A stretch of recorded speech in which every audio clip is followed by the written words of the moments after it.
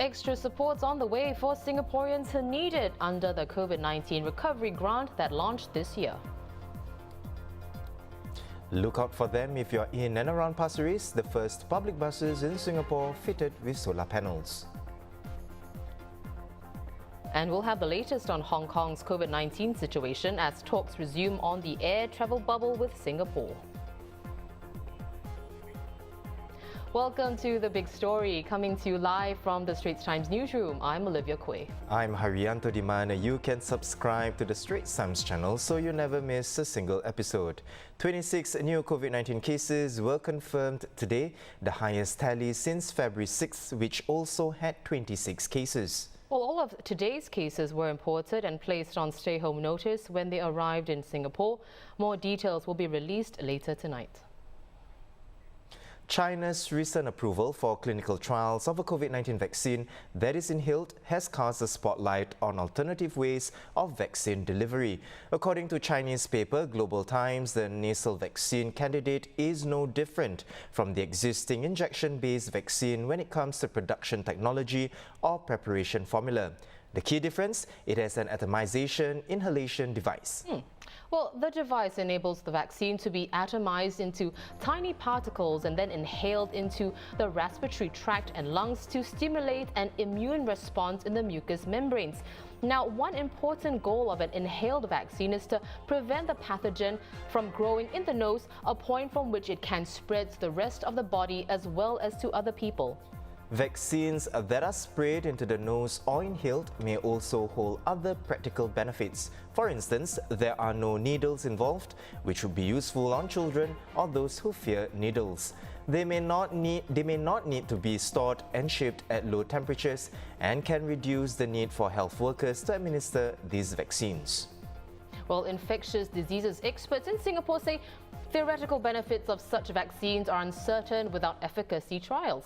Well, tune in to tomorrow's episode of The Big Story as we speak to one expert on this method of administering COVID-19 vaccines. Well, in other news, from April the 19th, those eligible for the COVID-19 recovery grant can apply for an additional tranche of 3 months of support. To recap, the grant is for workers who have lost their jobs or placed on involuntary no-pay leave or sustained significant income loss due to the economic impact of COVID-19. Recipients can either apply for a second tranche in their last month of payouts or after their payouts have ended. First-time applicants can also apply for the grant.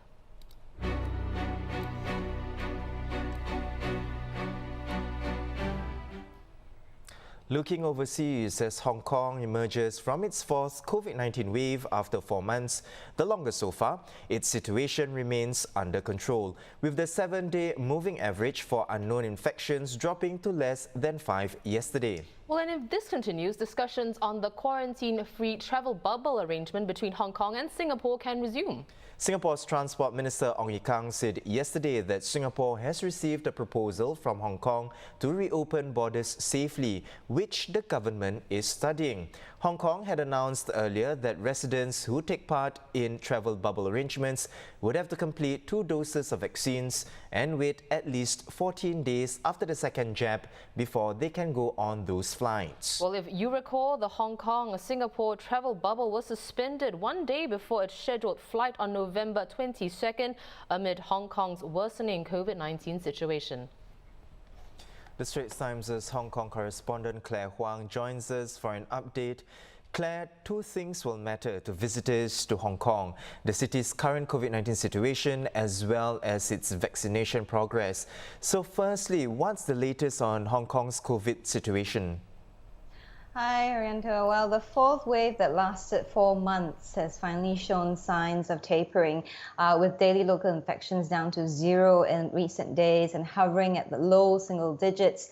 So the Secretary for Food and Health, Sophia Chan, yesterday said that swimming pools and beaches will be reopened. Cinemas and performance venues, will have capacity raised up to 75% from 50%.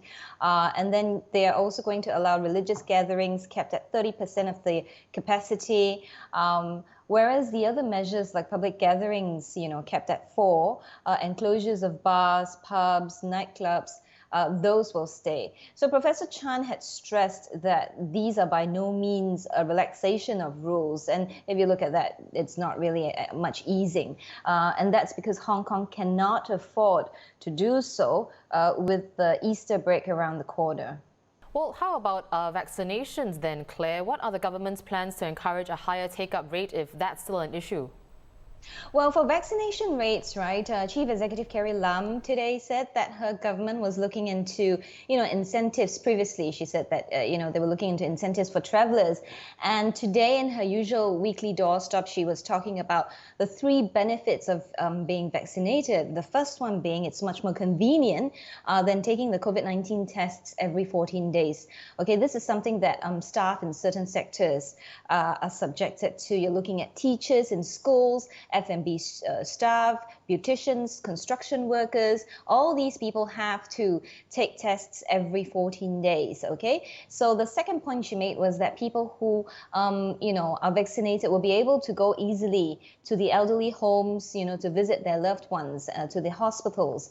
And third point that she made was on traveling. So Mrs. Lam reiterated that, there's enough vaccine supply for the entire population, 7.5 million of us here, and urged everyone to go for their jabs. Claire, just picking up on that last point on travel, what's the public sentiment towards overseas travel? Now in Singapore, people are looking forward to be able to travel again. If there is a similar desire in Hong Kong, would it help to spur people's motivation to get vaccinated? Or actually, by having more residents inoculated against COVID-19, would that have a ripple effect in making Hong Kong a more attractive and safe leisure and business destination? Yes and yes. So there, Hong Kongers love to travel. The weekend getaways. You've got more holidays here than in Singapore. And if all the places they like to go to, such as Japan, South Korea, Thailand, if travelers who are vaccinated and then they can go for quarantine-free, vacations, I think that would be quite an incentive for a lot of the Hong Kongers to actually want to go for the jabs voluntarily. So it'll be a relief for them. Also compared to the rest of the cities, right, in the world, Hong Kong has probably the largest group of overseas Singaporeans. So you find that many of the Singaporeans here would want to travel home. They've not been home for such a long time. So that will motivate a lot of them to get the jabs. As for the tourism industry, they definitely welcome this. It's not rocket science that many in this sector are, actively going for the jabs because this means that cross-border tours and travel can be restarted. So they'll take what they can get. Well, let's go back to, I guess, yesterday's news about the Hong Kong-Singapore travel bubble. Now, Hong Kong's travel industry has called on the government and prospective travel bubble partners to recognize each other's approved COVID-19 vaccine. So let's take Sinovac's vaccine as an example. It's one of two vaccines administered in Hong Kong, as you know, but Singapore hasn't approved it for use here. Do you foresee any issues if the receiving country hasn't approved a particular vaccine, and what can be done to address these issues, Claire? Well, this is the elephant in the room, Ollie, that has not yet been addressed. I think both parties, if you're talking about specifically on Singapore-Hong Kong travel bubble, they're working these details out.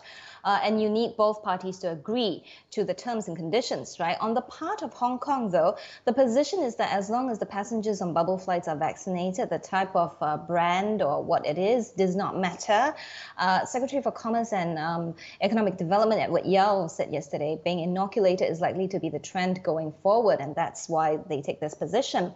That said, this is going to be quite tricky, Ollie. Should we allow people who have taken a vaccine with reported lower efficacy levels on these quarantine-free bubble flights that are meant to be safer than your normal flights? So that's a question that comes up. Now, experts have said that even though you're vaccinated, you can possibly still spread the virus until herd immunity is attained. And then there's this other thing, which was raised by people, the businessmen, the business leaders and representatives in Hong Kong. They were asking if they have to take both the BioNTech and the Sinovac vaccines. And if that's even possible. So they're asking because some of them need to go to the mainland for work. And then they also need to go to Europe, but there have been reports or early signs, that those who have taken the Chinese vaccine may get more convenient access if they want to go to the mainland.